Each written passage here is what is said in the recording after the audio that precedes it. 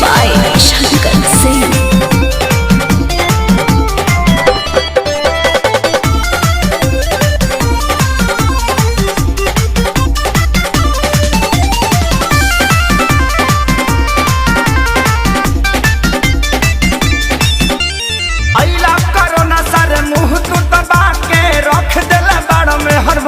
बना के अरे गाना गइबो कि कामो करबो अरे यही ना करो ना सारे मुंह तू दबा के रख देला बाड़ा में हर मौगा बना के सटा दादा लॉकडाउन खुली अब कब जी अरे कब जी अरे कब जी अरे कबो ना जी हमर मौगी खेलत बिया पबजी हम तो दुनु बेरा काटतानी सब्जी हमर मौगी खेलत बिया पबजी हम तो दुनु बेरा काटतानी सब्जी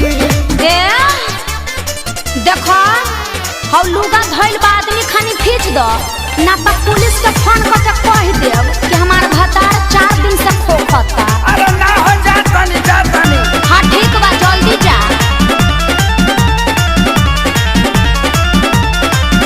घरवा में सूती उता करतिया सहो फूकी फूकी चूल्हा हमारा निकलता गैस हो। अरे घर में मत छोड़ो प्रदूषण हो जाए।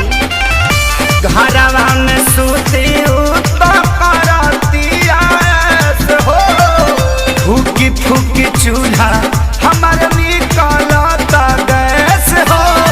झाड़ू लगाई फिर पोछा लगाई अपन दर्द के तना ले बता। हाँ तो बैठ के हुड़बा बाबू दिन तू देखौला ए रब जी अरे रब जी अरे रब जी हमर मौगी खेलत बिया पबजी हम तो दुनु बेरा काटतानी सब्जी हमर मौगी खेलत बिया पबजी हम तो दुनु बेरा काटतानी सब्जी।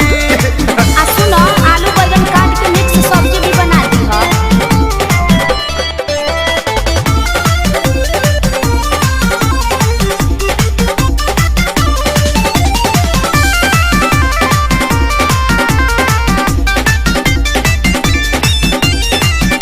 माझी माझी बरतन दर्द करता कालाई अब से करो ना सरऊ लेला तू विदाई। सार साहू मत करो चुपचाप काम करो ई जाए वाला नहीं थे। माझी माझी बरतन दर्द करता कालाई अच्छा अब से करो ना सरऊ लेला तू विदाई।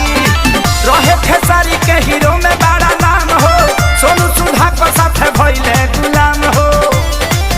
सफे रोवे घर में बैठी डभ जी अरे डभ जी अरे डभ जी अल्ले मेला बच्चा हमर मौगी खेलत बिया पबजी हम तो दुनु बेरा काटतानी सब्जी हमर मौगी खेलत बिया पबजी हम तो दुनु बेरा काटतानी सब्जी। चुप रह जानू रिवाइटल खा के काम करत रह।